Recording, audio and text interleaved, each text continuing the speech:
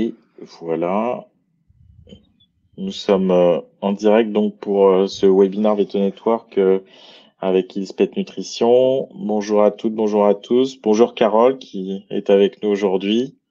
Bonjour à toutes et tous. Donc on va commencer tout doucement parce qu'on a choisi un horaire 12h30 où on sait que par les temps qui courent, il y a pas mal de boulot. Vous pouvez parfois pas être encore tout à fait là, donc on va démarrer doucement. Vous avez, pour ceux qui sont pas familiers de Livestorm, hein, vous avez le chat. Voilà, je vois qu'il y a Bertrand qui a compris. Alors, j'ai activé les emojis aujourd'hui, donc si vous faites des emojis, ça apparaîtra dans le petit coin de l'écran en bas à droite. Donc voilà, il y en a combien compris. Donc vous pouvez nous faire un coucou en attendant qu'on voit les autres arriver. Vous avez également une rubrique questions sur le côté dans le chat. Donc, c'est là où on vous invite à poser vos questions et on les traitera à la fin du webinaire. Donc, pour voir ça petit à petit, puisqu'on va aborder des choses un peu nouvelles et innovantes peut-être pour certains. Donc, bonjour, je vois. Donc, Stéphanie, bonjour. On parlait de toi justement avec Carole. Donc, Claire Bernard, Madeleine Didron aussi qui vient d'arriver. Donc, n'hésitez pas à nous faire un coucou. Donc, on voit que les participants arrivent. Je vois que Marie-Pierre, tu as trouvé l'emoji chat, c'est normal. Donc, bon, je pense qu'il ne faut pas trop se faire distraire par les emojis. Comme je les ai activés et que c'est nouveau, on va voir ça. Je sais pas si ça va ressembler à un Facebook Live au final. Ce qu'on va faire, on va encore attendre deux, trois minutes, le temps que tout le monde arrive. À la limite, je vais poser une petite question peut-être. Avez-vous déjà pratiqué la télémédecine? On va voir avec ceux qui sont avec nous. Oh, je suis pas au bon endroit, ça va pas marcher. Alors je vais la retirer. Hop, hop, hop, hop, hop, hop, sondage. Ou alors on va faire celui-là. Allez, hop. Donc, je vous soumets un petit sondage pour savoir qui est avec nous. Est-ce que c'est des vétos, des ASV, autre chose? Donc, je vais ajouter le sondage.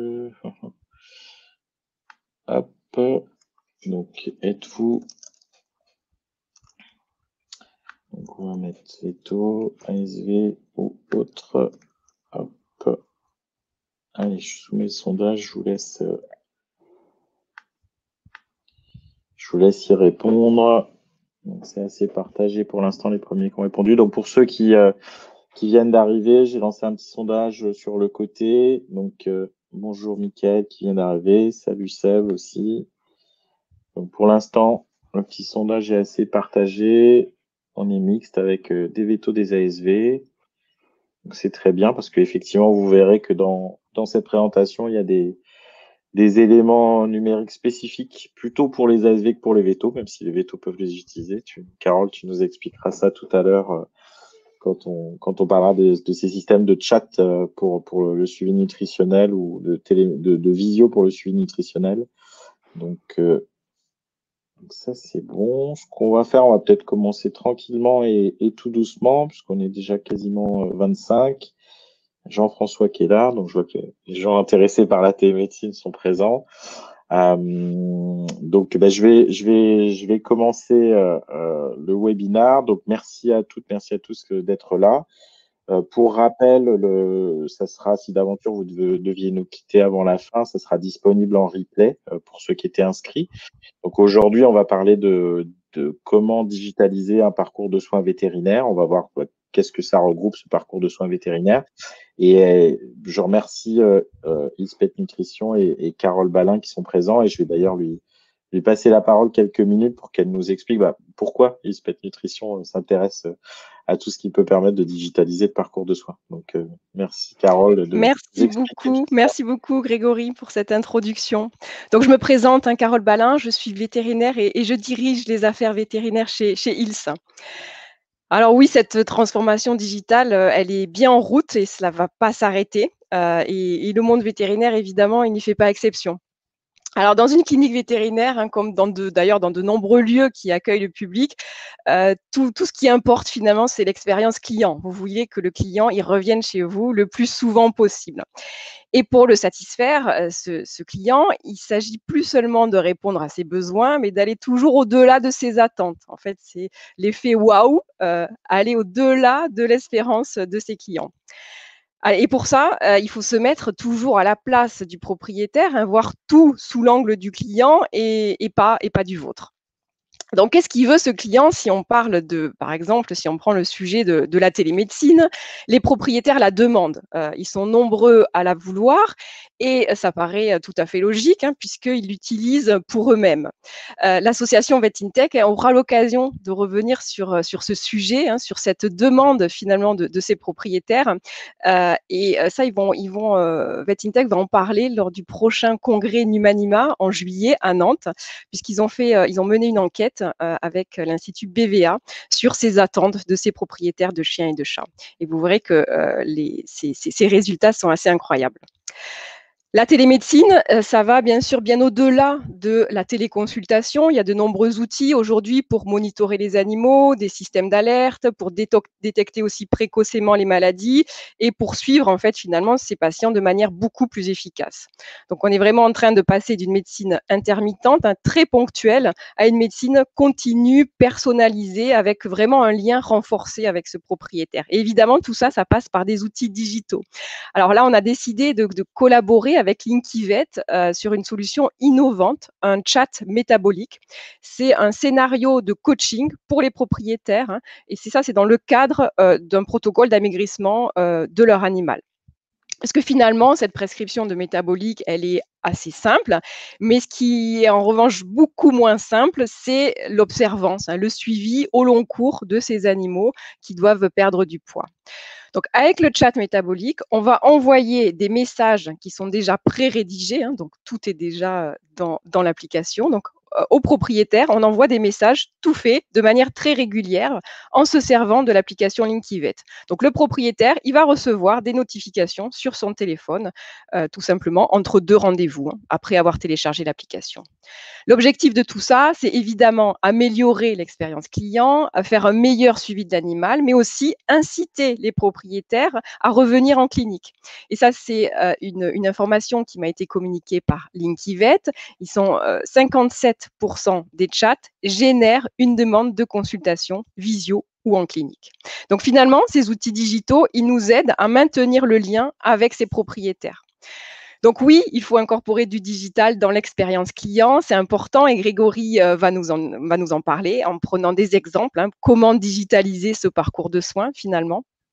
Et les jeunes générations vont le demander évidemment de plus en plus. Et si on ne leur donne pas ce qu'elles veulent, elles vont aller le chercher ailleurs. Donc, il faut s'emparer de tout ça. Mais changer, c'est loin d'être simple. C'est pas facile, en particulier sur des sujets comme le digital où on peut être un peu moins à l'aise. Mais je crois qu'il faut pas attendre. Il faut vraiment prendre le train en marche. Il faut tester, évoluer. Et il faut évidemment que toute la profession vétérinaire s'en empare pour ne pas laisser la place, surtout, et rester les leaders dans ce domaine. Voilà, je vais tout de suite te passer la parole, Grégory. Je vous remercie pour votre attention et puis je vous souhaite une bonne conférence. Voilà, vous avez mes coordonnées parce que Ouais. je vous invite vraiment à me contacter par mail sur ces sujets-là et notamment sur ce partenariat qu'on a en ce moment avec Linkivet. Donc, écrivez-moi, voici mes coordonnées, carole_balin@ilspet.com. Je mets ça tout de suite dans le chat, comme ça, ceux qui veulent copier-coller l'adresse, ce sera encore plus simple. Voilà, comme ça, ils peuvent te contacter facilement. Super. Donc, merci Carole pour ces explications. Et effectivement, je peux témoigner puisqu'on avait passé pas mal de temps sur les routes de France en 2019, une époque où il y avait plein de réunions en présentiel tout le temps, avec ILS pour justement parler de digitalisation de la profession vétérinaire. Donc, ce qu'on va voir aujourd'hui, bon, je suis Grégory Santanaire pour me présenter rapidement, mais vu les noms que je vois, il y en a pas mal on se connaît.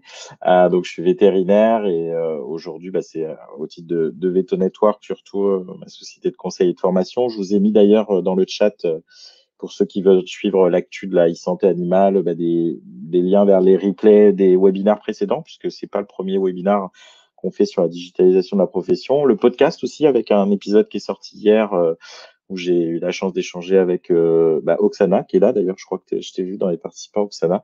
Donc, si vous voulez tout savoir de la vision du numérique d'Oksana et d'autres personnes, vous pouvez aller voir des podcasts et puis les groupes Facebook aussi et la newsletter pour suivre le reste.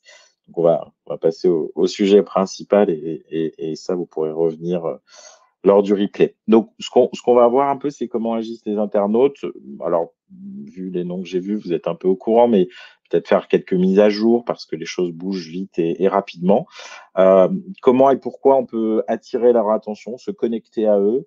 Je dirais que de plus en plus, l'analyse que j'ai de la situation, c'est qu'avant, il suffisait d'être en ligne et très bien, on était là, on était super, on était avant-gardiste. Aujourd'hui, on est plus sur une forme de bataille de l'attention et de l'usage, hein, c'est-à-dire que en ligne, tout le monde est en ligne en fait, ou pratiquement tout le monde. Donc, comment être en ligne de manière désirable numériquement, je pourrais dire, et comment utiliser des outils numériques qui rencontrent en fait les besoins et les attentes des propriétaires.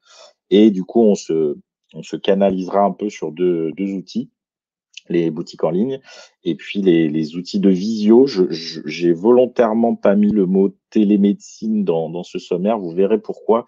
Parce que on verra qu'il y a la télémédecine, on fera quelques rappels, mais il y a aussi comment utiliser la visio, alors qui était quelque chose peut-être d'un peu inconnu ou pas connu pour tous il y a quelques temps.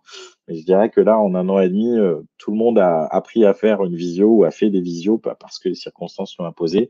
Et puis, on fera quelques rappels sur des bonnes pratiques pour essayer d'accélérer sa digitalisation. Donc les Français et leur usage d'Internet, donc quelques chiffres assez rapidement, hein. Donc le fait qu'il y a plus de 90% de la population qui est connectée, les médias sociaux utilisés à plus de 50 millions par plus de 50 millions de personnes, des temps d'usage qui sont assez importants, hein, le temps passé en ligne. Alors il y a toujours ces fameux quasi 6 heures de temps passé sur Internet qui nous paraissent énormes et qui en fait sont surtout dus que là par exemple, on va passer une petite heure ensemble, c'est 1 heure d'Internet. Donc on pourrait se dire, j'ai pas cherché en ligne des choses, mais malgré tout, c'est 1 heure d'Internet. Le temps passé sur les médias sociaux, hein, qui est toujours en augmentation, avec pratiquement plus d'1 h 40 passé. Des médias émergents aussi, hein, je vous parlais de podcast, qui est un peu un nouveau terrain d'exploration pour moi. Bon, l'internet, l'internaute moyen, il écoute pratiquement une demi-heure de podcast par jour. Donc là aussi, peut-être des choses à explorer pour le monde vétérinaire. Le scrolling, hein, vous souvenez tous comment ça se passe, hein, désormais, on est sur nos smartphones là, et puis on fait baisser comme ça le doigt. Et les derniers chiffres qui sont assez hallucinants là-dessus. Alors, ne me demandez pas en détail comment ils ont mesuré ça, mais c'est un laboratoire a mesuré combien de mètres on scrollait chaque jour. Et en France, la moyenne, c'est 180. Donc, c'est en ça que je vous disais, voilà, être sur Internet, poster quelque chose, par exemple, sur un réseau social, ça fait 5 centimètres et vous allez être 5 centimètres parmi 180 mètres dans la journée. Donc, si vous n'êtes pas attractif, désirable, intéressant et utile à celui qui regarde ça, en gros, vous n'allez pas être vu. Donc, attention à ce genre de choses. Donc, les réseaux sociaux, comme je vous l'ai dit, connectés socialement, plus d'1 h 40 par jour, avec, on voit ces générations-là, je dirais que les moins de 40 ans, ou qui sont vraiment beaucoup, un peu moins pour les plus âgés, mais qui sont quand même. Le fait que ça achète en ligne de manière, vous voyez cette courbe, hein, qui a été continue depuis les premiers sites e-commerce au début des années 2000 et qui monte, avec 40 millions de cyberacheteurs en France en 2020, selon la CEVAD qui étudie ça de près. Le cap des 100 milliards d'euros d'achats par an qui a été passé, et je vous repartagerai quelques outils. Alors là, on voit, hein, alors forcément, les 12-17, ils achètent. Et encore, on est même surpris d'avoir 40% qui achètent en ligne. On se dit, ils ont piqué la carte bancaire des parents, on ne sait pas trop. Vraiment les 18 jusqu'à 40 ans qui sont très là-dessus. Et même en dessous, On va voir après, hein, attention aux idées préconçues sur ça. Là, moi, aujourd'hui, je suis pas chez moi à Lorient comme d'habitude, je suis chez ma mère. Elle a 70 ans et j'ai jamais vu quelqu'un acheter autant sur Amazon de ma vie, même plus que moi en fait. Donc voilà, attention à ce côté-là, on pourrait se dire c'est pas pour moi. Le parcours de soins digitalisé, à quoi ça et comment se connecter à vos clients, qu'est-ce que ça engendre? Ça engendre le fait que on est comme je l'ai dit là, vous arrivez au fur et à mesure, tout le monde n'est pas encore là. Certains verront en replay parce qu'on a plein de boulot. En tout cas, en canine, je peux dire que j'ai pas encore trouvé quelqu'un qui m'a dit non, en ce moment c'est calme chez moi de manière durable. Et pourquoi? Bah, probablement parce que les premières remontées montrent que il y a eu pas mal d'adoptions, ou en tout cas un réinvestissement dans l'animal. Et c'est plutôt une bonne nouvelle pour nous. On est une des rares professions, je dirais, à s'en sortir pas trop mal de tout ce qui s'est passé pendant 1 an et demi, en tout cas sur le point de vue activité. Et vous voyez que ça pouvait se deviner, hein. Ici, j'ai utilisé un outil qui s'appelle Google Trends, qui est gratuit, hein. Vous pouvez y aller directement sur Google et vous tapez un motif de recherche, comme par exemple adopter un chien ou adopter un chat, et vous pouvez savoir quelle était la tendance de cette recherche dans le temps. Et comme vous pouvez le voir, il y a un bon petit pic là, qui est en mai 2020, il y a pratiquement 1 an, où effectivement, beaucoup de gens se sont dit, et tiens, et si j'adoptais un chien, et si j'adoptais un chat? Alors plus sur le chien que le chat, est-ce que c'est lié aux conditions de promenade et à ce que ça permettait à l'époque? Mais en tout cas, tout le monde n'a pas converti en se disant, bon, ok, je recherche comment adopter un chien, j'en adopte un, mais fatalement, on se doute bien que ça aboutit à des adoptions malgré tout. Je voulais rappeler une chose sur l'usage du numérique et l'adaptation aux besoins des clients, c'est que je mets ce schéma-là pratiquement toutes mes prêses, parce que tous les ans, on a 30% de nouveaux clients à recruter si on veut rester stable en nombre de clients. Euh, et c'est pas parce qu'on est des mauvais vétos ou des mauvaises ASV, hein, c'est juste que les gens déménagent, les animaux décèdent, il y a des gens qui peuvent aussi nous quitter. La majeure partie des gens sont très contents de nous et restent, mais malgré tout, il y a ce mouvement permanent. Et dans ce mouvement permanent, le fait d'être bien placé au niveau numérique, d'organiser un parcours de soins digitalisé, ça va permettre de justement susciter de l'intérêt, en fait, d'être ce qu'on appelle un facteur déclencheur. Je vous partage très rapidement ça, qui est une des dernières études de Google. Peut-être certains qui connaissent un peu le marketing ont entendu parler d'entonnoir de conversion, de choses comme ça, où on se disait que petit à petit, il fallait amener les gens à aboutir à une chose qui était venir chez nous comme client. Et en fait, on s'aperçoit que c'est beaucoup plus complexe que ça, beaucoup plus fouillis que ça.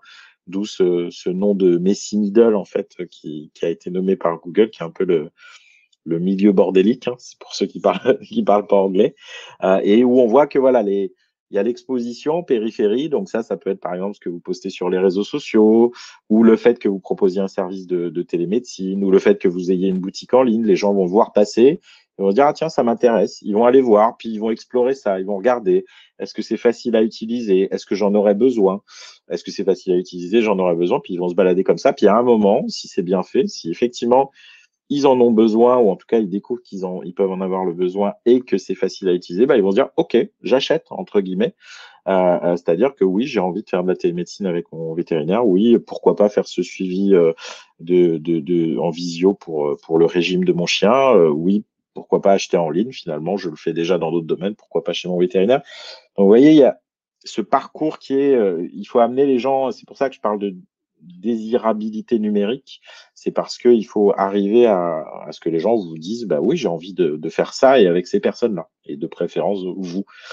Je vous repartage une enquête qui commence à vieillir, il faut juste que je me bouge les fesses pour en refaire une, mais c'est un peu de travail, donc, mais j'aimerais bien savoir ce que donnent les tendances. Et en gros, hein, c'était ces fameux clients qui vont être nouveaux clients chez nous tous les ans, c'est comment ils choisissent leur vétérinaire aujourd'hui. Et donc, leur avait été proposé différentes possibilités de se renseigner sur le vétérinaire. En général, ils en choisissent 3. Et dans ces 3-là, le site internet, les avis en ligne et les avis des proches sont les 3 qui vont sur le podium.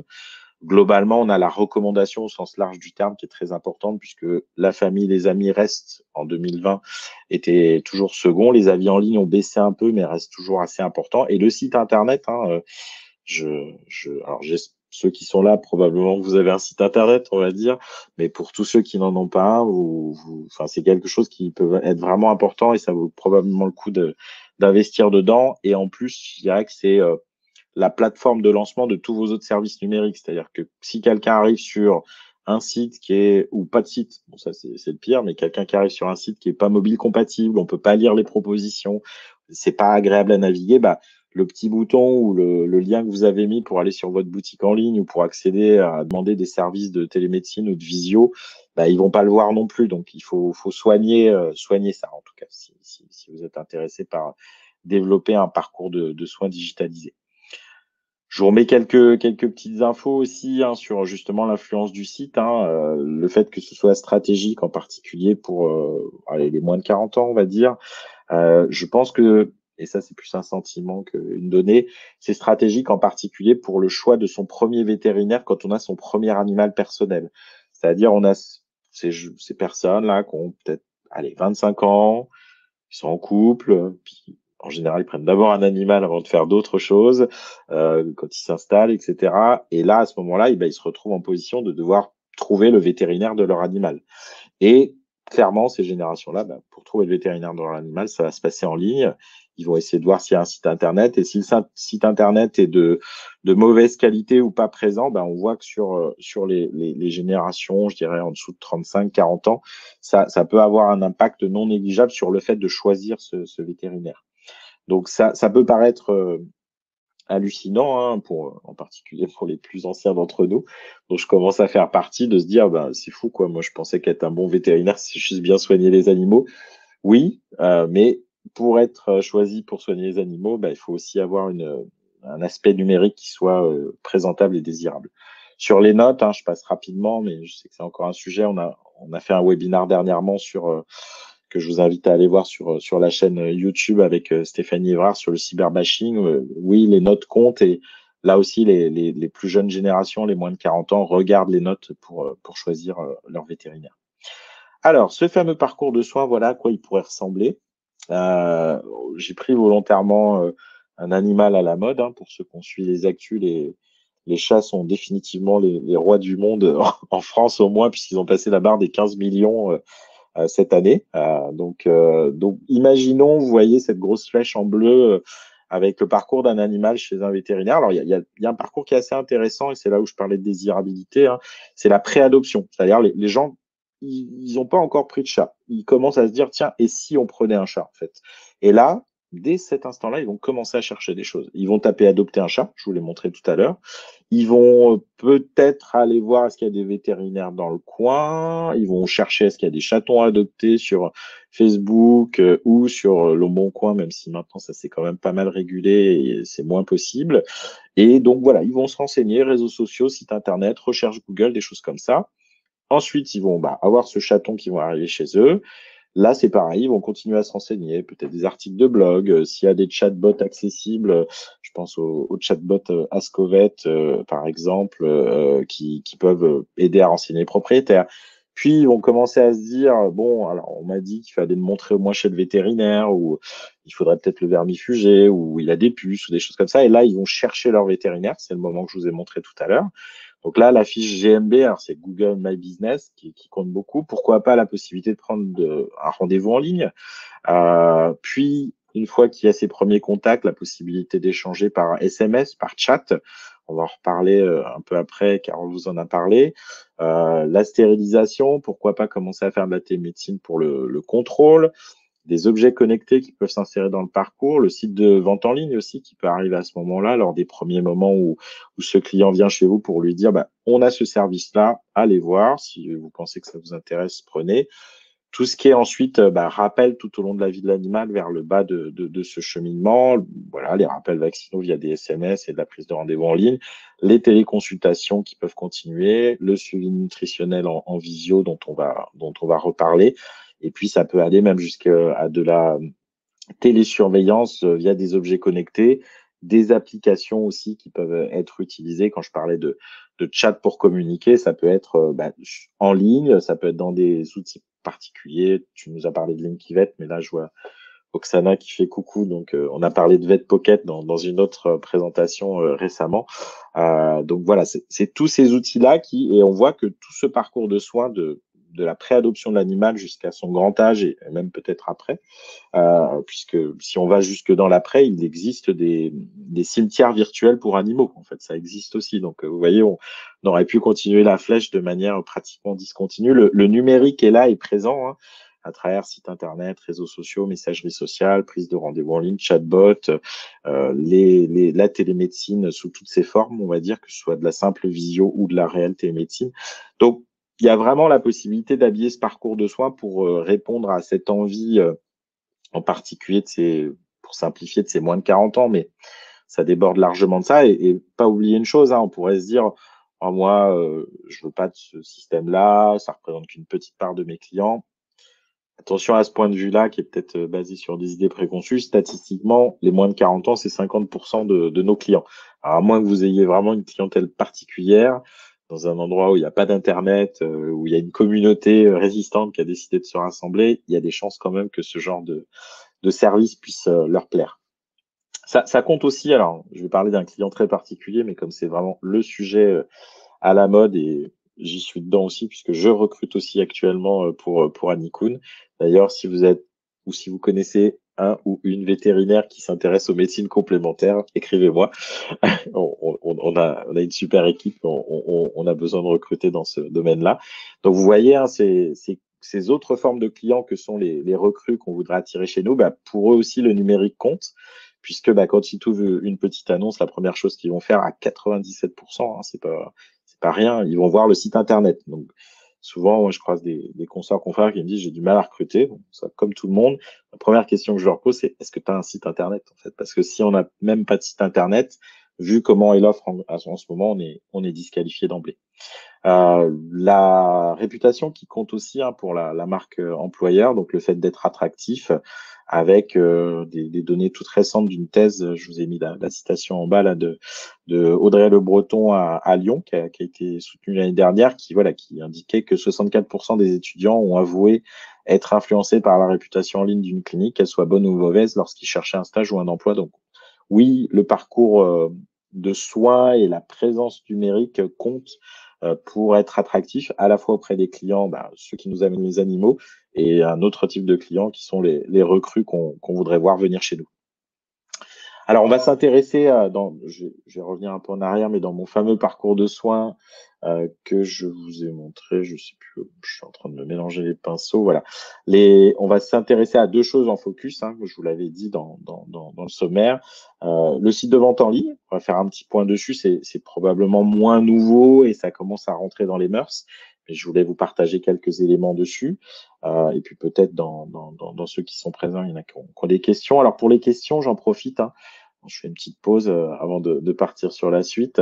C'est pour les questions, vous pouvez aller dans l'onglet questions du chat, qui est sur le côté là, à côté du chat, et nous poser vos questions, que ce soit sur le parcours de soins digitalisés ou plus dans le détail sur la boutique en ligne dont on va parler ou les solutions de visio et de télémédecine qu'on va évoquer. Donc n'hésitez pas surtout, vous pouvez y aller franchement et on répondra à tout ça à l'issue de ce webinaire. Alors, pour les boutiques en ligne et le e-commerce en général, quelques éléments très généraux, c'est le fait que le e-commerce, c'est vraiment une tendance internationale. Vous voyez ce graphe qui est assez presque plat, hein, on va dire. Vous avez chacun des pays du monde et le pourcentage d'usagers d'Internet qui achètent quelque chose en ligne. La question était, est-ce que vous avez acheté quelque chose en ligne le mois passé, en fait, voilà. Et on voit que on a des pays, alors souvent les pays d'Asie et d'Europe du Nord qui sont vraiment très hauts, au-delà de 80%, la moyenne mondiale qui est à 75%, et la France qui est pas très loin, je crois qu'on est à 74%. Donc voilà, acheter en ligne, c'est devenu quelque chose pour une grande partie des internautes, c'est un mode de vie, quoi, en fait. Voilà, c'est une façon de faire. Et bien entendu, ces données-là, hein, qui datent de janvier 2021, tiennent compte de 2020. Parfois, ce sont des données de mi-2020 et il est très prévisible, on va dire, que ce qui s'est passé depuis 1 an et demi va ne faire qu'accélérer les choses, parce que là où certains étaient peut-être un peu, voilà, bon, on verra, le e-commerce, pas trop, bon, ils ont sauté le pas parce qu'il y a une période pendant les périodes qu'on a vécues, ça rend du service tout simplement. Rappeler aussi un adage, alors qui plaît pas à certains, mais voilà, l'histoire est comme ça. C'est pas un jugement, c'est que le vent vient de l'ouest. Et quand je dis le vent vient de l'ouest, c'est que les tendances souvent, quand on regarde ce qui se passe aux États-Unis en particulier, eh bien, si on regarde 10, 15, 20 ans avant, on retrouve souvent des choses qui arrivent chez nous après, en fait, dans ce délai-là. Alors, le temps a tendance à se raccourcir, mais malgré tout, voilà, je crois avoir retrouvé en faisant des recherches que les premières boutiques en ligne US, c'était 2005, 2007, par là. Voilà, des premiers vraiment embryons de boutiques et puis des tendances plus nettes à partir de 2010. Et je dirais que voilà, quelque chose qui permet, en fait, c'est assez intéressant de regarder l'histoire de ce qui est arrivé ailleurs, même si c'est un modèle un peu différent, des choses, on est d'accord que culturellement, il peut y avoir des différences, la structure des villes et aussi la notion de livraison qui est un peu différent aux US, mais malgré tout des choses assez intéressantes avec des moments de bascule. Hein, vous voyez sur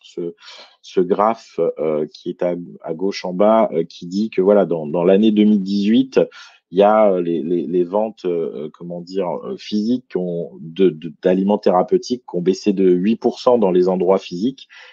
Et dans le même temps, ça augmentait de 8% en ligne. Donc, c'est vraiment des moments de bascule.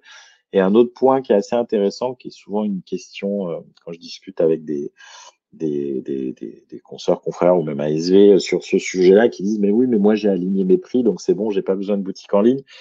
Oui, mais sauf que ce qui les intéresse, et pour en avoir une de boutique en ligne maintenant, contrairement à 2019 où j'en parlais sans être acteur, c'est vraiment la réalité. C'est en gros ce qui les intéresse. Le prix compte, hein, bien entendu, mais c'est pas que ça. C'est aussi avoir la possibilité de, en fait, c'est-à-dire la commodité de. Voilà, je pourrais vous montrer mes stats. Voilà, j'en ai qui ont acheté ce matin à 7 heures. Genre, hier soir, il y en a qui ont acheté à 23 heures. Et fatalement, ça, ils pouvaient pas le faire si c'était en physique. Donc ça, c'est assez intéressant, voilà, d'avoir ce recul US et d'autres pays aussi. Hein. Souvent, le vent vient de l'Ouest et par tropisme culturel, il se pose d'abord en Angleterre. Il souffle d'abord en Angleterre et puis après, ça souffle un peu ailleurs. Voilà, je vous ai mis un screenshot de Vet UK, qui est un des gros sites de e-commerce anglais et qui fêtait ses 15 ans en fait cette année. Donc, vous voyez, ils existent depuis un certain temps. Il y a des grands acteurs qui se sont mis en place. Forcément, ça suscite l'intérêt de certains. Et pour vous donner une image aussi de qu'est-ce qui pourrait arriver chez nous peut-être. Vet UK, donc ce gros site, a été récemment racheté en début d'année en Angleterre par Vet Partners, donc un groupe de cliniques. C'est comme si chez nous, et je dis pas que c'est ce qui va arriver, alors si Arnaud de Chronovet est là, je ne prédis rien. C'est comme si chez nous, il y avait Evidentia, Anicura qui rachetait Chronovet. C'est la même chose, en fait. Voilà, pour vous donner une idée de comment le paysage peut bouger rapidement. Donc, voilà pour ce phénomène au Royaume-Uni. Pour ce qui est de notre schéma français, petit rappel sur les différents circuits et la classification des circuits. Hein. Le fait que on a des sites généralistes qui vendent de tout, dont de l'alimentation, on va dire, pour les animaux, puisque c'est majoritairement ça qui est vendu. Et puis, on a des sites spécialisés, vous voyez en bas, qui ne vendent que de l'alimentation ou majoritairement de l'alimentation, un peu d'accessoires, de choses comme ça. Et après, on a une séparation entre ceux qui sont à gauche, qui vendent en ligne et sur place, c'est-à-dire qui font les deux. On appelle ça les brick and mortars. Donc, et puis ceux qui vendent uniquement en ligne, vous retrouvez classique Zoo Plus que vous devez connaître. Et eux, voilà, il n'y a pas de magasin Zoo Plus, mais ils vendent tout en ligne. Et en l'occurrence, Zoo Plus, c'est celui qui vend en ligne le plus et qui s'est spécialisé dans l'animal de compagnie. Et on voit ce petit îlot en rouge de résistance, hein, un petit peu le village gaulois, des boutiques en ligne vétérinaires qui sont des boutiques vente en ligne et sur place, puisque les gens achètent en ligne, mais ils passent à la clinique, et spécialisées donc dans les produits pour animaux.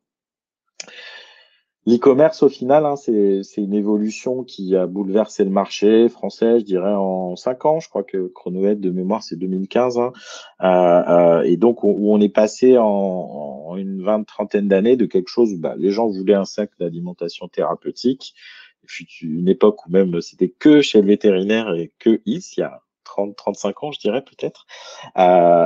Et puis, bah, les choses ont évolué petit à petit et aujourd'hui, bah, les gens, quand ils achètent, voilà, ils peuvent acheter en ligne, ils peuvent regarder en ligne et puis venir chercher en boutique. Ils peuvent regarder en boutique et acheter en ligne. Enfin voilà, c'est très mélangé. On parle d'omnicanal, on parle aussi de figital, hein, c'est-à-dire cet hybride entre physique et digital. Et c'est ce genre de choses que peuvent proposer les boutiques en ligne. Je vous ai mis ici celles qui sont recensées jusqu'à présent. Ça permet de lutter contre des acteurs. On a beaucoup parlé de Zooplus, mais moi, si je devais me méfier d'un acteur aujourd'hui, je me méfierais plus d'Amazon que de Zooplus. Parce que d'abord, Amazon, le jour où ils veulent racheter Zooplus, c'est facile pour eux. Hein. Pour la petite histoire, vous avez peut-être vu que Amazon a racheté MGM, qui est un studio de ciné, pour 8 milliards d'euros il y a un mois. Donc, acheter un Zooplus, s'ils ont envie un jour, c'est pas un problème pour eux. Et si vous allez sur Amazon, vous verrez que dans votre fiche, dans votre compte, vous pouvez créer des fiches pour vos animaux de compagnie. Donc, ce qui montre bien, voilà, la volonté d'aller sur ce genre de choses.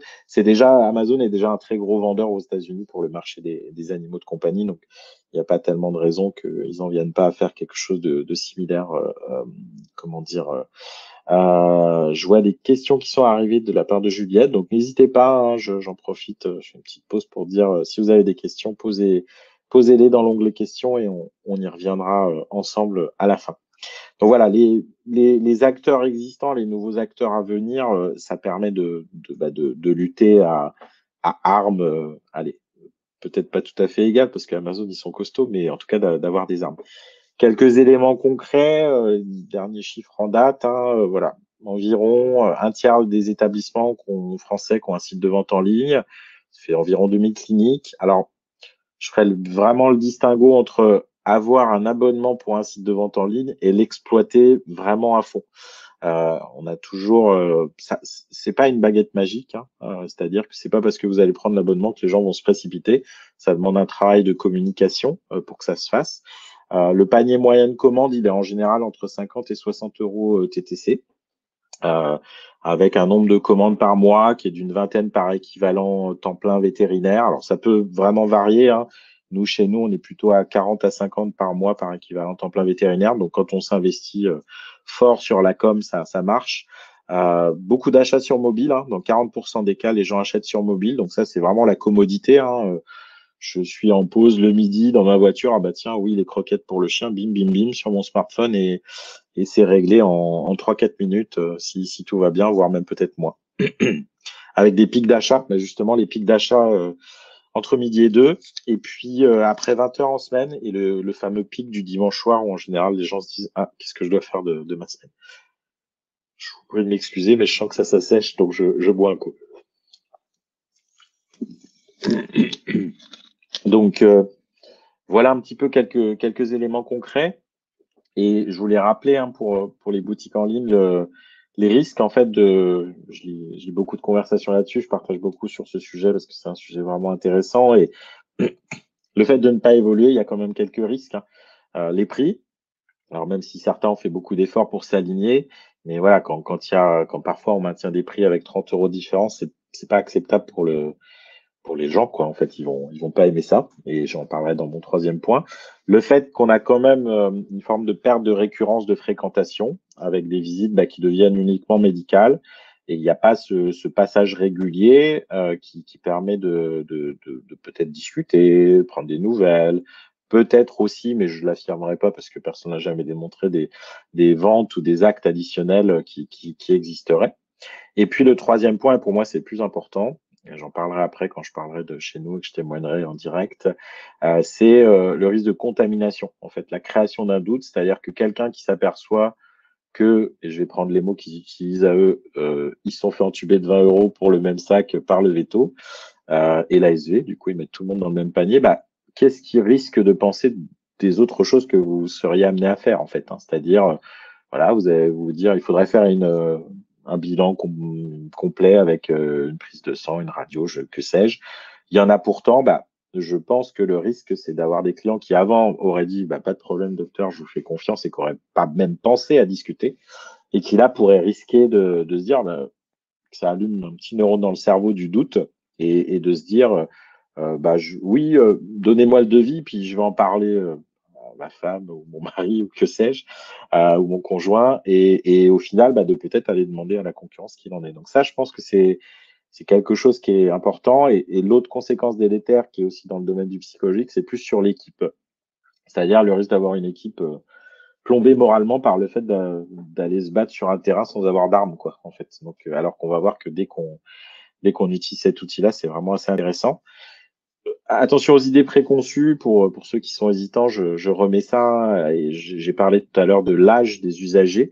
Voilà, on voit sur ces schémas que oui, il y a une petite différence entre les moins de, enfin, en fonction de l'âge et un usage, mais qui reste assez élevé, hein. Les 65 ans et plus sont e-acheteurs, enfin 60, enfin il y a 72% d'e-acheteurs dans les 65 ans et plus. Donc, Paris-Province, hein, c'est pareil, on pourrait se dire, bon, moi c'est la province, c'est pas ça. Ben, c'est pareil en fait hein, dans les chiffres. Et surtout le fait que 98% des gens qui achètent en ligne, ils sont contents d'acheter en ligne. Donc fatalement, bah, ces 98%-là, ils vont rester. Il y a des chances qu'ils restent, et puis les autres vont arriver en plus, entre guillemets. Euh, Quand on passe à la vente en ligne, ça fait des logiques différentes. Les prix, déjà, ben, on s'occupe plus des prix. Alors ça peut paraître bizarre au début, il y a une forme de lâcher prise. Ça veut dire que c'est en général le prestataire de service que vous utilisez qui va gérer ça. Les clients qui se débrouillent et qui nous font gagner du temps, entre guillemets, bah, parce que c'est eux qui choisissent leur sac, évite de se tromper souvent par rapport à des fois quand ils commandent par téléphone. Le catalogue qui est bah, sans limite. Et puis des stocks très diminués. Là, je peux vous en parler, hein. Nous, on a commencé en août 2020.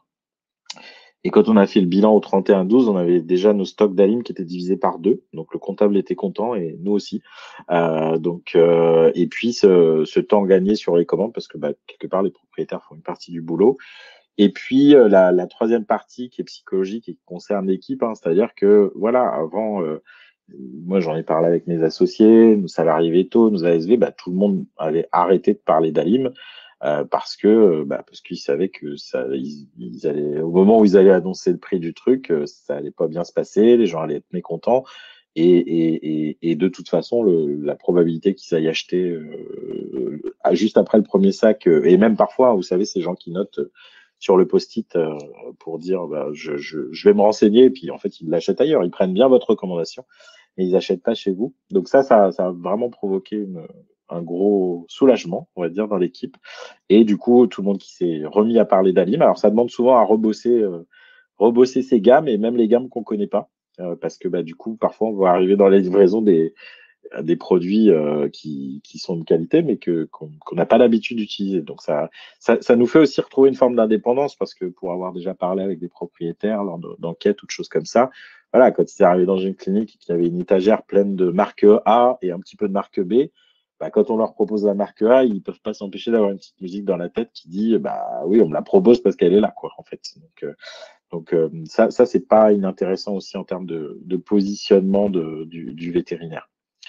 Un dernier point sur les boutiques, avant de partager juste en quelques instants notre témoignage à nous, je pense que c'est aussi une excellente occasion de revoir ses actes, en fait. Parce que vous allez avoir un panier global en baisse, hein, j'explique toujours assez facilement. Voilà, le chien arthrosique, voilà, on fait un labrador de 40 kilos arthrosique, un peu en surpoids. Bon, bah, qu'est-ce qui se passe d'habitude? Voilà, on fait sa consulte. Souvent, il y a des anti-inflammatoires. Ça peut être un peu coûteux. Le compteur monte hein, sur notre logiciel Veto. On voit la note qui monte. On se dit, waouh, il y en a pour ça. En plus, je dois le revoir pour un contrôle dans un mois. Et bah, avant, quand il y avait en plus 80, 90 euros d'aliments qui s'ajoutaient, ça faisait une note parfois salée. Là, en fait, ce qu'on va leur dire, c'est bah, vous allez aller acheter en ligne sur le site cet aliment-là que je vous recommande. Je vous l'ai même déjà mis dans vos favoris, paniers, ou ça dépend des systèmes que vous avez. Et du coup, ce qui fait qu'ils vont payer à un autre moment ailleurs. Et quelque part, pour eux, ils payent pas à nous, quoi. En fait, ça peut paraître un peu fou, mais je vous garantis, bah, Carole l'a vécu quand on a fait le Tour de France. À chaque ville qu'on a visité, on a des gens qui nous ont dit, j'ai des gens qui voulaient repayer en venant chercher le sac qu'ils avaient déjà payé. Et nous, chez nous, on l'a vécu aussi. Parce que bah, pour eux, voilà, c'est payé chez eux, par carte bancaire, dans leur canapé, sur un site qui est pas au nom exact de votre établissement. Donc, pour eux, c'est pas la même chose, ce qui fait que voilà, le panier global est en baisse chez vous et donc vous pouvez le re-remplir avec bah, déjà en facturant réellement ce que vous faites. C'est ce que j'ai mis, un stop à la censure inconsciente avec un chien atopique, on fait une consulte de dermato de 3 quarts d'heure, on fait tous les examens complémentaires, on met des antibiotiques parce qu'il y a une surinfection. Puis à la fin, on aurait bien mis un aliment fait pour améliorer les choses aussi de ce côté-là bah, qui n'a pas des fois voilà, retiré un raclage ou mis à 50% un truc ou pour consciemment ou inconsciemment pour essayer de maîtriser la note parce qu'on savait que ça allait beaucoup. Et puis c'est l'occasion de revaloriser les petits actes, hein, c'est-à-dire voilà, tous les petits examens complémentaires, les lames de microscope, les choses qui sont souvent sous-valorisées et là, on va avoir un appel d'air côté panier moyen. Nous, je peux témoigner même avec des chiffres chez nous. Hein, notre chiffre d'affaires est toujours en augmentation, bien qu'on ait basculé vraiment beaucoup sur la boutique en ligne. Et par contre, le pourcentage du chiffre d'affaires qui est concerné par des actes est en augmentation forte, en fait. Voilà. On est passé de mémoire de 58% du chiffre d'affaires en actes à 65%. Et c'est parce que, en fait, bah, on continue à progresser, mais la boutique en ligne fait son travail de son côté. Quelques petits témoignages complémentaires. Voilà, nous, on a lancé il y a 8 mois. On est déjà à plus 35% d'achats. Alors, je connais, pour le lire régulièrement, le fameux débat, oui, mais la marge, etc. Alors, je vous rassure, j'aime beaucoup les tableaux, j'aime beaucoup les chiffres, donc je suis ça de près. Et pour les cas que j'avais étudiés, parce qu'on se lance pas sans réfléchir un peu, quand on s'y met vraiment à fond, en fait, et qu'on augmente assez vite et de manière continue et qu'on convainc tous les nouveaux clients, les fameux 30% là qui arrivent, quand on en convainc une partie de passer chez soi, eh bien, on a un temps où effectivement on va perdre un peu de marge. Et puis là, nous, on est pile au moment où on va commencer à récupérer. Je vois ma courbe qui va commencer à remonter. Et en général, en 12 à 18 mois, la marge globale qu'on gagnait avec l'alimentation est non seulement retrouvée, mais dépassée. Et avec les autres aspects, hein, là on parle de finance et tout, mais ce côté soulagement mental visible de l'équipe qui est pour moi très important. Et puis des clients qui sont contents, en fait, hein, avec des clients qui avant nous disaient je vous aime bien, docteur May. En fait, c'est une phrase pareille qu'on a entendue souvent quand on a fait le Tour de France. Alors, des gens, ils sont attachés à leur veto, mais voilà, mettre 20 ou 30 euros de plus alors qu'ils savent très bien qu'ils peuvent l'avoir pour 20 ou 30 euros de moins en ligne, c'est pas possible, quoi. Alors, on a quand même des jusqu'au boutistes pour partager parce que c'est drôle. Et pareil, Carole, tu te souviens, on en avait eu des gens qui tiennent à continuer à nous acheter pas en ligne parce qu'ils ont peur qu'on gagne pas assez, en fait. Donc ça, c'est vraiment ceux qui nous aiment beaucoup, beaucoup. Et on en a 2, 3. Et donc, c'était assez marrant, quoi. Donc voilà pour le témoignage en live et je continue à suivre ça de près. Euh, je vous ai dit, hein, pas seulement une question de prix tout à l'heure, et je redis ça et c'est très important, pareil pour ceux qui hésiteraient, qui se disent, bah, c'est bon, j'ai aligné mes prix, ça se maintient. Oui, mais les besoins des clients, ils ont changé et avec ce chiffre hein, qui est vraiment intéressant, 75% des e-acheteurs qui considèrent que les commerces de proximité devraient proposer une offre e-commerce. Donc, il y a voilà, 75% de ces 75% de Français qui achètent en ligne, ils se disent, bah, moi, j'aimerais bien que mon commerce de proximité me permette d'acheter en ligne d'une façon ou d'une autre. Euh, L'autre point qui est assez intéressant, et nous on le met en avant, et ça séduit pas mal nos clients, parce qu'en plus ça fait partie de nos valeurs, c'est la notion d'éco-responsabilité. C'est-à-dire que bah, le camion de votre centrale, il va passer de toute façon. Donc quelqu'un qui voudrait commander même un petit truc, bah, ça évite de faire un transport Amazon ou Zo plus spécifiquement qui vient à sa porte pour lui déposer ça. Là, la personne va passer sur son trajet et récupérer un produit qui est arrivé dans un camion qui aurait circulé quand même. Donc ça, c'est quelque chose où je pense en particulier les nouvelles générations sont assez sensibles à ça. Donc si vous avez des questions sur tout ça, je vois Marina qui est en train de taper quelque chose, n'hésitez pas à aller dans la rubrique questions et on pourra les traiter par la suite. Je vais passer au deuxième focus important de ce parcours de soins. Donc là, on a bien parler des boutiques en ligne, c'est tout ce qui est télémédecine et suivi nutritionnel numérique. On va appeler ça comme ça. Il faut trouver, en parler avec Carole, comment s'appelle ce qu'on va vous proposer d'expérimenter. Alors, la télémédecine, rappeler quelques éléments qui sont parfois méconnus. On a vu arriver ça en France dans un contexte un peu troublé, puisque juste au moment du déconfinement. Et en fait, la télémédecine, ça existe au Canada depuis 2014. Donc ça fait quand même un certain temps. Ils l'ont pas, alors, dans un contexte culturel particulier, avec, oui, des distances, des journées enneigées où c'est peut-être pas facile de se déplacer. Mais malgré tout, ils l'utilisent, c'est ce que je disais à un veto pour plaisanter, ils l'utilisent aussi l'été quand tout va bien. Donc, ils l'ont pas fait avec une baïonnette dans le dos. Les États-Unis qui s'y sont mis en 2017, donc il y a maintenant 4 ans, et puis la Grande-Bretagne, comme je vous disais, le vent vient de l'Ouest, toujours pareil, la Grande-Bretagne qui avait pas mal tergiversé pendant un temps, un peu comme la France, mais qui par contre, dès le début du confinement, a dit OK, go, on y va, et qui a permis de la faire de manière large pour essayer d'assurer une protection sanitaire de tout ça. Donc, comme je vous l'ai dit, manière large en Angleterre et démarrage fort, avec, je vous ai mis quelques exemples ici, voilà, en quelques semaines, ce genre de clinique vétérinaire, alors qui n'est pas toute petite, mais qui avait quand même fait plusieurs centaines de vidéoconsultations assez facilement. Alors, c'était avec l'outil Vetstoria qui fait de la télémédecine en Grande-Bretagne. Des tarifs de consultation qui étaient relativement similaires du tarif normal. Donc, pour le coup, c'était aussi un bon moyen de se maintenir financièrement. Et puis, quelques chiffres que je vous partage ici qui sont vraiment intéressants et qui probablement rejoindront des chiffres que VetIntech vous présentera à Numanima le 7 juillet à Nantes. C'est le fait que les gens ont une préférence pour que la télémédecine se passe avec leur vétérinaire, ou en tout cas un vétérinaire de leur clinique et pas un vétérinaire, je dirais, inconnu à l'autre bout du monde, qui connaît pas leur animal ou ce genre de choses. Un autre point intéressant, et vous voyez, c'est là où il y a l'encadré bleu, c'est Suzy Samuels de l'équipe Vets Digital qui a fait ça en UK et qui avait fait cette fameuse enquête où les gens disaient oui, à 38%, je voudrais bien faire de la télémédecine avec mon vétérinaire. Et ce chiffre-là, en juin 2020, après qu'il y ait eu les premiers mois de confinement, était passé à 68%. Donc on voit là aussi que les gens, comme ça, au début étaient timides et finalement se sont dit, oui, pourquoi pas. Je pense qu'il y a un autre facteur qui va jouer beaucoup et en France qui va pousser fort, c'est le fait que les gens se sont mis aussi à la télémédecine pour eux, en fait, beaucoup, pendant ce confinement avec des outils comme Doctolib qui sont envolés de ce côté-là. Et donc, fatalement, ce que les gens peuvent faire pour eux, ils imaginent bien que ça soit envisageable, en tout cas pour certaines choses avec leur animal. Pour vous parler un peu de la typologie des cas, beaucoup de dermatologie, un peu de gastro-intestinal. Alors, on pourrait dire, comment on évalue ça? On peut pas palper le chien.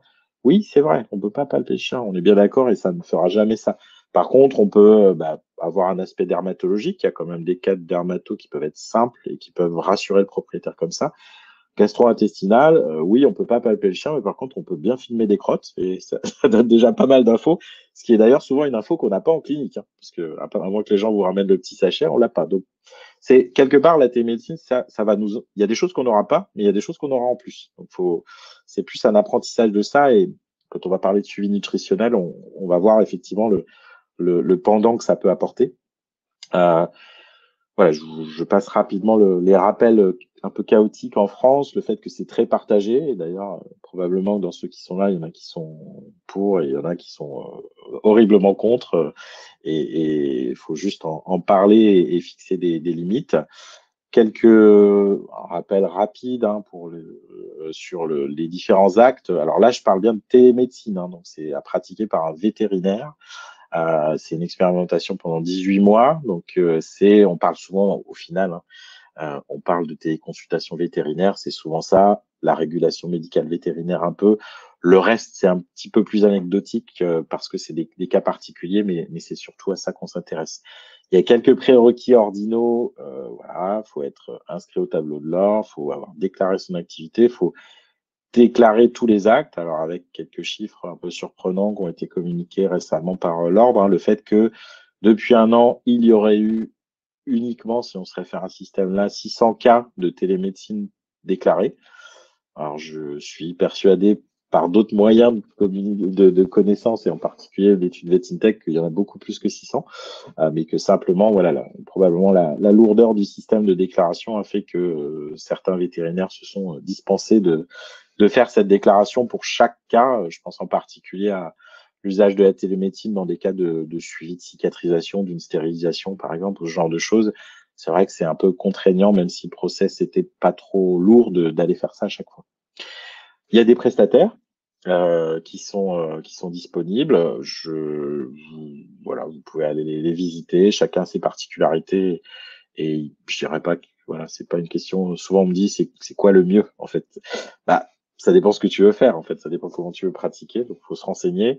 Vous avez le livre blanc de VetIntech que je vous ai mis là, qui peut vous permettre de, alors non pas de faire le tri, hein, c'est pas du tout la volonté de VetIntech, mais d'en savoir plus sur la télémédecine et de vous faire votre idée en connaissance de cause. Alors j'en profite, je vous le mets dans le chat si vous voulez aller le télécharger, il est juste là.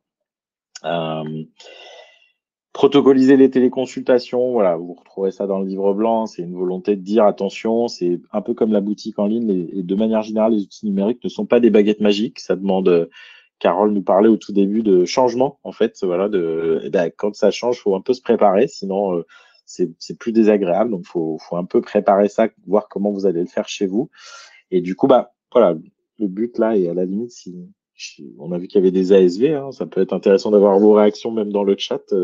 Donc, on réfléchit avec Carole. Et là pour le coup, attention, hein, je quitte la télémédecine.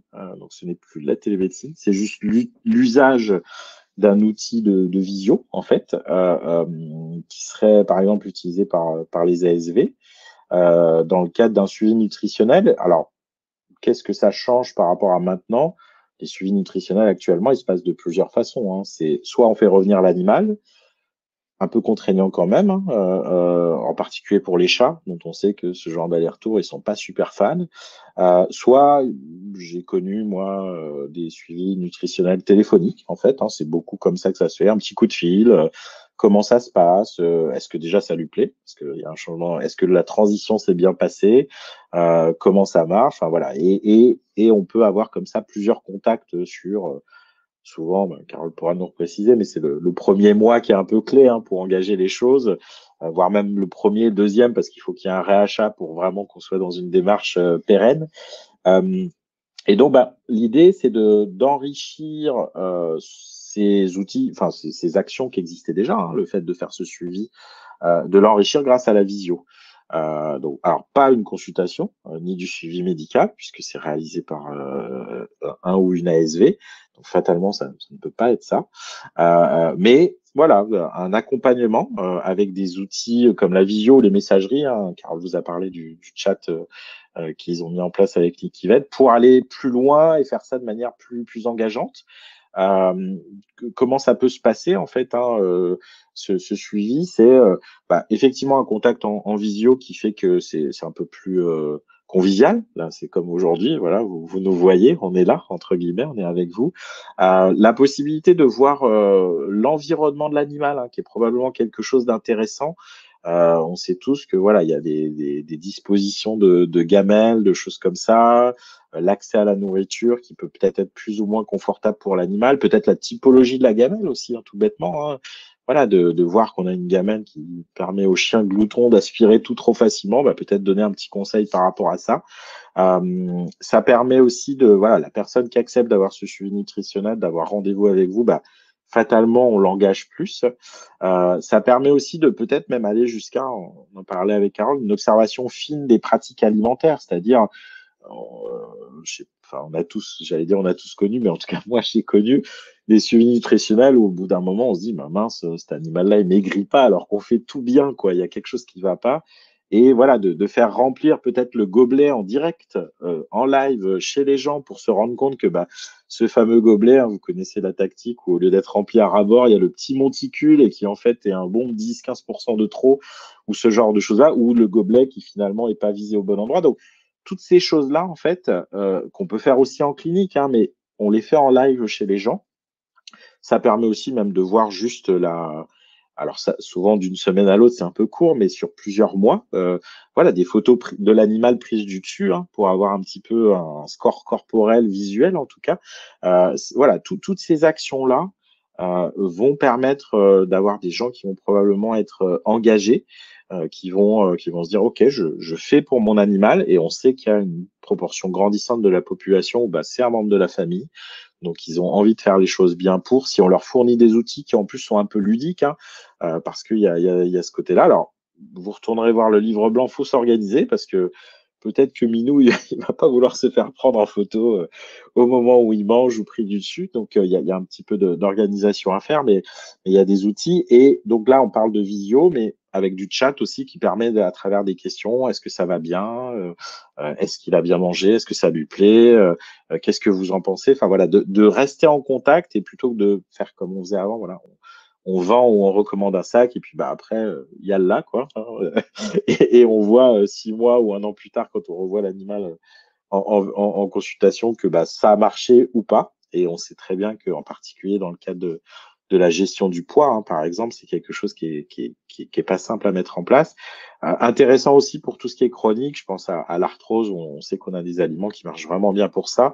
Voilà, de pouvoir faire une démarche. Et peut-être justement, quand on parlait d'observation fine, hein, voilà, un vieux labrador arthrosique, bon, ça marche bien, puis on demande quand même de filmer le tapis de repos, et puis finalement, on peut conseiller un tapis à mémoire de forme, dont on sait que c'est le genre de petits détails qui peut vraiment améliorer la vie de l'animal. Donc voilà, le fait d'aller chez les gens permet voilà, toutes les maladies chroniques, comme tu dis, effectivement, diabète, insuffisance rénale, voilà, l'appétit de l'animal, tout ce qu'on peut.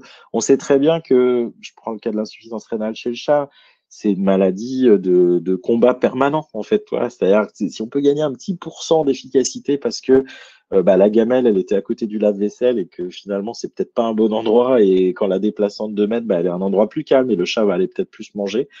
Voilà, toutes ces genres de petites choses qui peuvent faire, et qu'on peut pas trop voir quand on fait de manière traditionnelle. Donc voilà un petit peu pour des choses. Ouais, c'est du coaching, effectivement, on se transforme en coach, et probablement qu'il y a une belle place à prendre pour les ASV en particulier, je dirais, pour créer du lien, et fatalement, on en revient à mes fameux clients de moins de 40 ans qui sont très digitaux.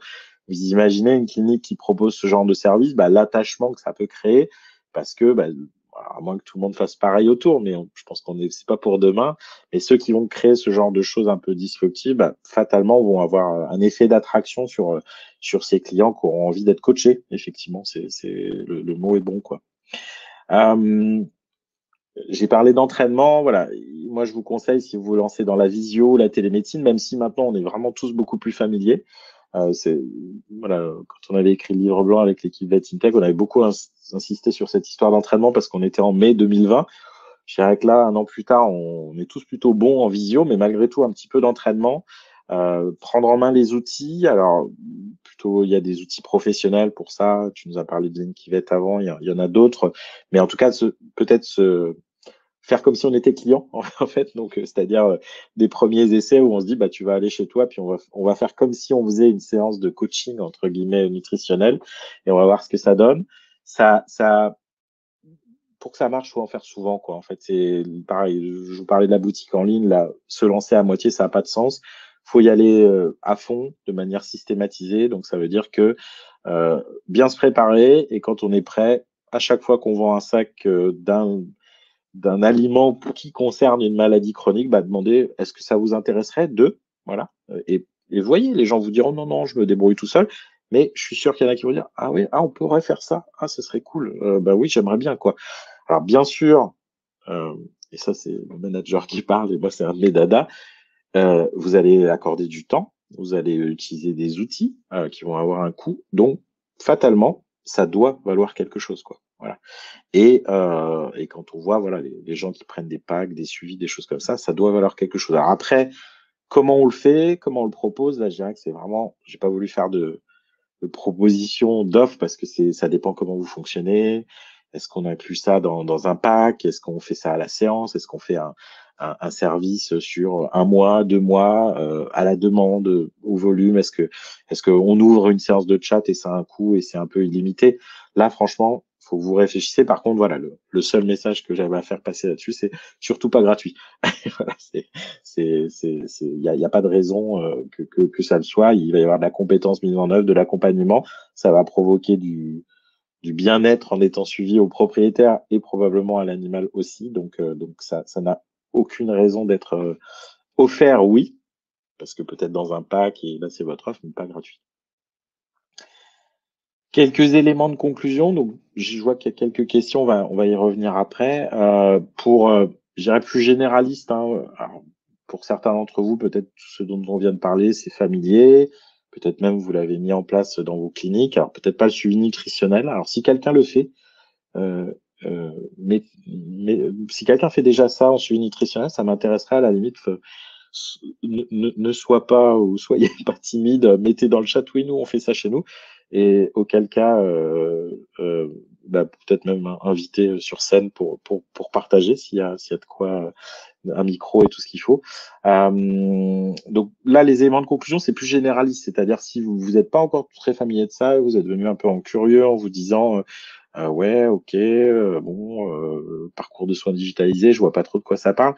Je vous partage quelques éléments qui vont plus vous aider à vous mettre là-dedans.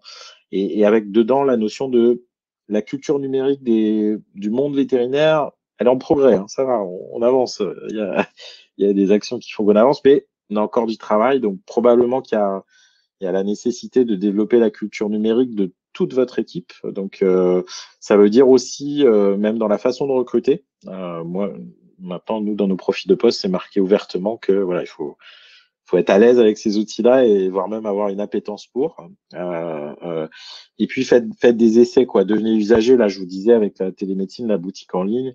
Pareil, la boutique en ligne, les gens que j'entends dire non, je suis contre, essaye.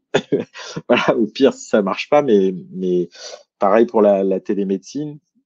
Oui, ça ne peut pas tout résoudre, on est bien d'accord, mais dans des cadres bien définis, ça peut vraiment fonctionner très correctement. Et bien sûr, il y a des cas où on dira, non, là, on a commencé une consultation, mais vu ce que je vois et vu les incertitudes, il va falloir qu'on se voit en vrai, mais pas toujours. Soyez curieux, hein, de manière générale. Je vous ai mis quelques bouquins. Alors, il y en a 4, ça fait un peu beaucoup. Si je dois en conseiller 2, il y a Aurélie Jean sur les algorithmes en rouge, qui est un petit bouquin très bien écrit, hyper accessible. Et puis, et j'en profite pour refaire de la pub pour Numanima. Vous avez le bouquin de Gilles Babinet sur les plateformes. En fait, Gilles Babinet, on a la chance en fait alors qui sait déjà parce que fatalement dans le monde veto, tout le monde ne le connaît pas forcément. Je vous ai mis le lien vers Numanima si vous voulez voir le programme. Gilles Babinet, c'est le représentant français à l'Europe pour le digital et il est aussi vice-président du Conseil national du numérique. Et donc, on a la chance qu'il vienne nous faire un exposé à Numanima sur le numérique et le monde animal, quoi, on va dire, vu de son point de vue. Et je pense que c'est quelqu'un qui est vraiment brillant. Et donc, si vous avez un livre pour découvrir la transformation digitale, ça peut être intéressant. C'est aussi un choix. Hein. Voilà, vous êtes pour certains chefs d'entreprise ici. Voilà, est-ce que vous pensez que le numérique c'est stratégique? Est-ce que vous pensez que investir du temps, de la ressource, former des équipes dans ce genre de domaine comme le numérique au sens large du terme, la présence numérique pour se connecter avec les clients, le parcours de soins digitalisé avec tout ce qu'on a vu ensemble. Et donc, ça passe par former des équipes. Je vous ai mis là aussi des ressources qui sont des ressources gratuites. Hein. Alors, malgré tout, il faut allouer du temps. Et se demander à chaque fois, voilà, ok, je vais faire ça, je vais investir dans ça. Et le numérique, est-ce qu'il y a un rapport parce que c'est mieux d'anticiper sur ces choses-là. Donc, les événements numériques, je refais plus pour Numanima. Le CES de Las Vegas aussi, on a eu la chance d'emmener des délégations. Là, a priori, ça se réouvre, donc je pense qu'en janvier 2022, on y retournera. Et puis, voilà, si je devais donner 3 points clés pour avancer dans votre organisation, organisez-vous en binôme, hein, vétérinaire ASV, je parle de plus en plus d'IASV dans mes interventions. Voilà, vous avez vraiment toute votre place pour la transformation digitale des établissements vétérinaires. Programmez du temps. Ça, c'est vraiment le point clé. Alors oui, c'est pas facile. On se dit, mais comment on fait? Ça change les plannings. Mais vraiment, réfléchissez-y. C'est vraiment un des facteurs clés de succès dans les entités que je peux accompagner ou suivre. De la logistique, faut du matos, hein, voilà, un ordi, de quoi prendre des images. On parlait de la visio, oui, faut une webcam. Alors vous n'en avez pas sur votre ordi, ça coûte 40 euros sur Amazon ou Boulanger ou où vous voulez pour avoir une webcam correcte. Donc équipez-vous, c'est souvent peu coûteux. Et puis le fait d'en faire vraiment un projet d'équipe et de communiquer en interne. Au final, tout ça, ça dépend de vous. Hein, alors, j'ai mes petits poils qui se hérissent parce que c'était à Vivatech et là, j'y retourne dans 10 jours, enfin, du présentiel avec de la technologie. Et c'était Jack Ma qui était à l'époque le patron d'Alibaba, c'est le Amazon chinois, et qui avait dit une chose qui m'avait marqué. Si vous voyez la révolution technologique comme un problème, voilà, c'est un problème parce que c'est juste que le début. Et si par contre vous essayez de saisir les opportunités, de voir le côté positif, il va y en avoir plein, donc ça va être cool. Et c'est un peu tout ça que je voulais vous montrer avec ce parcours de soins digitalisés. Alors si on le voit d'un regard noir, on peut se dire mince, ça m'embête tout ça. Mais il y a vraiment beaucoup d'opportunités à saisir pour le monde vétérinaire. Et attention aussi à une petite chose, si le monde vétérinaire les saisit pas, il y a plein de gens autour qui sont prêts à les saisir, donc c'est mieux que ce soit nous qui le prenions quand même. Je vous remercie pour votre attention. Je vois qu'il y a quelques questions, donc je vais aller les regarder. Je ne sais pas si Carole, tu avais un petit mot à ajouter avant qu'on passe aux questions. Non, merci beaucoup, Grégory. Et c'était ça, j'aime bien ta dernière phrase, c'est ça, c'est qu'il faut y aller parce que effectivement, sinon, il y a d'autres acteurs qui vont s'accaparer du sujet. Donc, je pense que c'est important que la profession vétérinaire voilà, joue vraiment un rôle dans cette transformation digitale. Donc, Ouais. voilà. J'étais en discussion hier avec quelqu'un aux États-Unis, avec Annick Valentin-Smith de VetInTech, parce que peut-être qu'on va avoir la chance de présenter l'étude VetInTech dans un congrès américain. Et l'expression là-bas, c'est il y a beaucoup de requins dans la piscine. Voilà, Voilà, c'est ça. la traduction littérale entre guillemets du fait que si on n'y va pas, il y a pas mal de requins autour qui sont intéressés pour aller se baigner dans notre piscine en fait. Donc, alors je vais prendre les questions. Juliette, tu nous dis, nous avons ouvert une boutique en ligne via notre centrale d'achat il y a plusieurs mois. Les ventes ont du mal à décoller. Oui. Alors, est-ce que vous en parlez systématiquement à tous les clients? Alors, tu peux nous répondre dans le chat hein, si tu veux, Juliette. Je vais aller voir le chat. Hop. Je vois que tu es en train d'écrire. Est-ce que vous en parlez systématiquement? Ça, c'est vraiment un point très important. La systématisation de la proposition et puis une communication vraiment la plus large possible. Je vais revenir sur, j'ai pas trop parlé de ça, mais nous, on a une communication en plus qui est très personnalisée. Voilà, vous voyez des flyers, des cartes de visite, on a mis des stickers sur tous les autocollants. Donc ça, c'est bien. Est-ce que il y a alors, je vais poser une question, tant pis, ça va pas être très diplomatique, mais c'est quelle boutique en ligne? Parce qu'il y a des boutiques en ligne qui malheureusement parfois peuvent avoir des positionnements pris que, de mon point de vue, alors via Centravet, bon, comment je vais être diplomatique? Désolé pour les gens de Centravet que je ne connais pas, mais je suis pas certain que pour Juliette que ce que propose Centravet puisse être qualifié de réelle boutique en ligne. Voilà, on va dire ça comme ça. Oui, j'entends. Je reconnais bien ma confrérie Veto, le fait de vouloir garder la main et de ne pas lâcher prise. Après, voilà. Alors, je vois des commentaires d'un peu partout. Dominique Casata, Vetovni, pas très réactif. Alors, nous, on est chez Veto Avenue, on est plutôt content. Donc, ça dépend peut-être des situations. Pour Juliette, voilà, le problème, c'est qu'effectivement, je suis pas persuadé que ce type de système puisse fonctionner avec beaucoup de succès. Voilà. Désolé pour les gens de Centravet si je suis un peu dur, mais il n'y a pas beaucoup d'ergonomie. Le système est basé sur pour quand même justifier ce que je dis, hein, c'est pas mobile compatible de mémoire. Hein. On a des positionnements pris qui sont malheureusement, je crois que c'est basé sur des systèmes faits par le veto, mais il n'y a pas de veille automatisée. Donc, ce qui fait qu'au final, tu as un outil qui est pas facile à utiliser, qui est pas très automatisé et qui est pas super bien positionné au niveau prix. Donc, je vois pas comment ça peut marcher, en fait, voilà. Donc, parce que c'est bon, c'est pas forcément des bonnes nouvelles pour toi, mais voilà mon point de vue. Poster. Bon, après, sur la com, tout ce que tu as fait, ça a l'air très bien. Je vais passer à une autre question. Alors, si vous avez des questions, vous pouvez les mettre dans l'onglet questions, hein. Claire, donc, il nous dit, est-ce que pour ce type de coaching, donc le coaching de suivi nutritionnel en visio, je suppose, pour le suivi, il vaut mieux proposer un tarif à la séance ou un forfait? Alors, là, t'as peut-être un avis, Carole, ou t'as vu peut-être certains commencer à faire?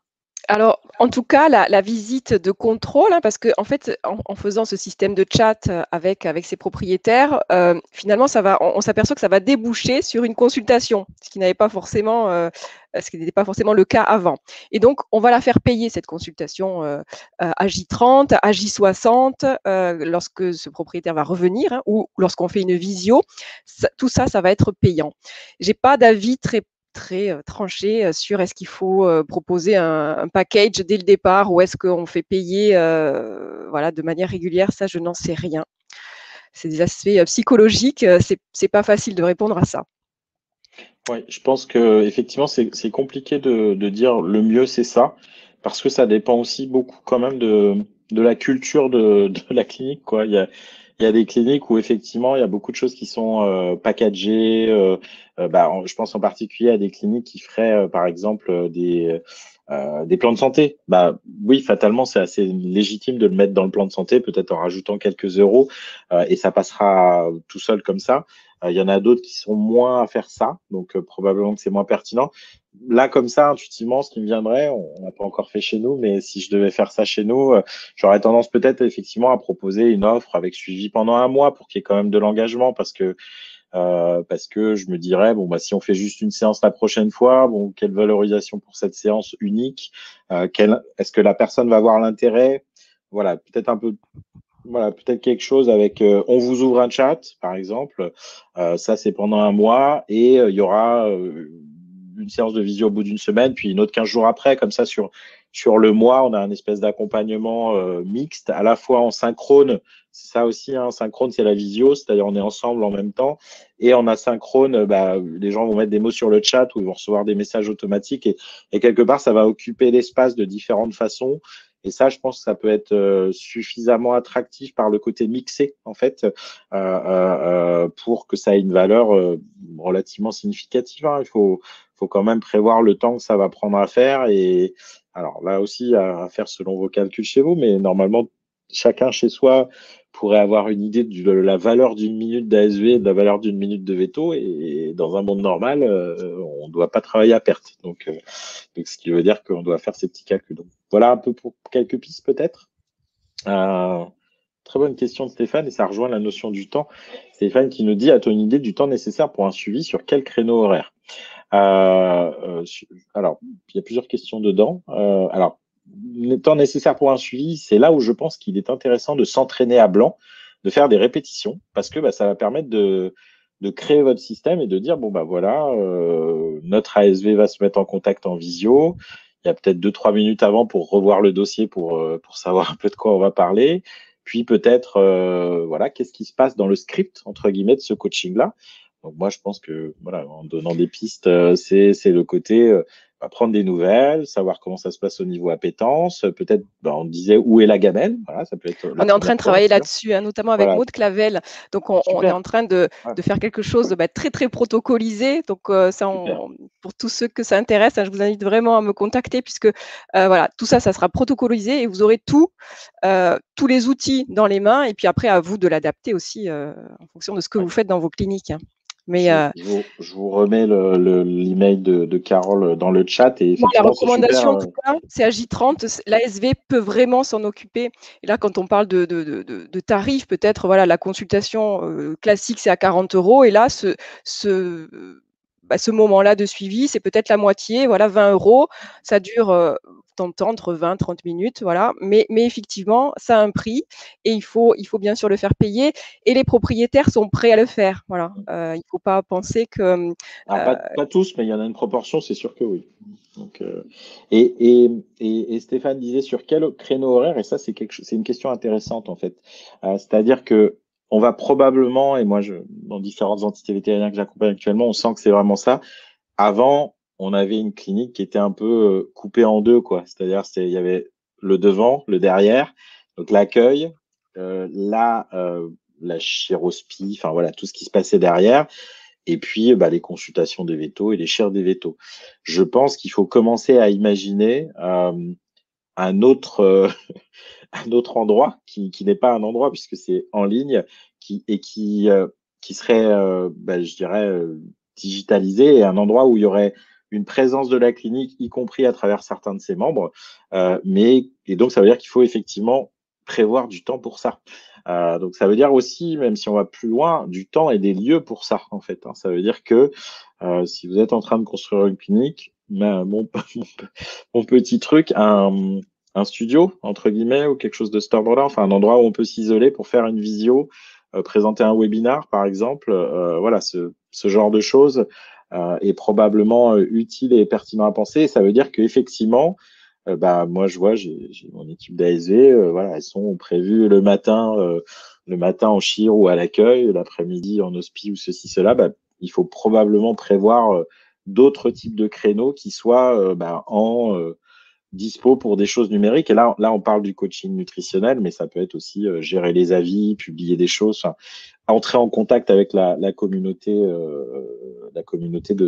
qui est en lien avec votre clinique, quoi. Donc, je vois Madeleine là qui nous met un petit mot, voilà, qui est comme quoi ça s'est bien passé. Ça s'est bien passé pour elle avec Chronovet quand elle a mis en place sa boutique en ligne. Donc,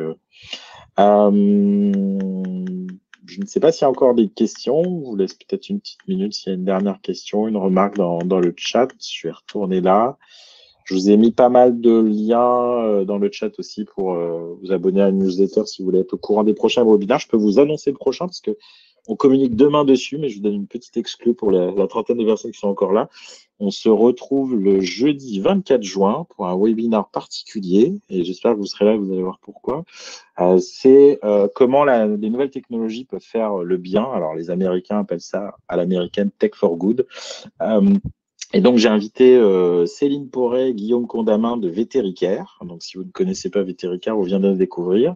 Donc, c'est une plateforme digitale qui permet de favoriser la prise en charge financière de soins d'urgence vétérinaires. Donc, les fameux cas catastrophe où on peut sauver l'animal, mais il n'y a pas les sous au bout et qui clairement ne sont pas un moment qui est très agréable pour nous, Veto ou ASV. Et petit exclu pour tout participant en live, le replay ne marchera pas, Veto Network versera 2 € à Vétéricare. Donc venez nombreux, vous verrez une initiative intéressante et vous découvrirez comment ça peut peut-être fonctionner dans votre clinique et vous ferez gagner 2 € à Vétéricare. C'est le premier webinaire où vous ne payez pas pour venir, c'est vous qui donnez de l'argent. Donc, 24 juin, midi 45, je crois, de mémoire, pour un petit webinaire. Et vous verrez, Céline et Guillaume sont géniaux et l'idée est super. Donc, j'espère que vous serez nombreux. Voilà. Carole, je te Ouais, c'est vrai, laisse c'est les une mots as de de fin. conclusion. Ouais, Vétéricare, c'est un très beau message de fin parce que voilà, ça a été mon coup de cœur aussi très récent. Voilà, et donc Ilse a aussi décidé de soutenir cette C'est association. cool de Je voir pense que ça. c'est une très très belle idée. Ouais. Voilà. Donc, Merci à merci. tous. Merci à tous d'avoir été avec nous. Merci beaucoup Grégory. C'était très inspirant. Voilà, j'espère que ça vous a plu. Avec plaisir. À très bientôt. À très bientôt. Et puis donc, vous aurez le replay dans quelques instants. Et pour ceux qui voudraient partager le replay, il sera mis sur YouTube dans pas si longtemps, probablement la semaine prochaine. Donc, si vous voulez remontrer ça à des membres de votre équipe en particulier, n'hésitez pas. Voilà. Merci beaucoup. À Merci, bientôt. Au à revoir. bientôt.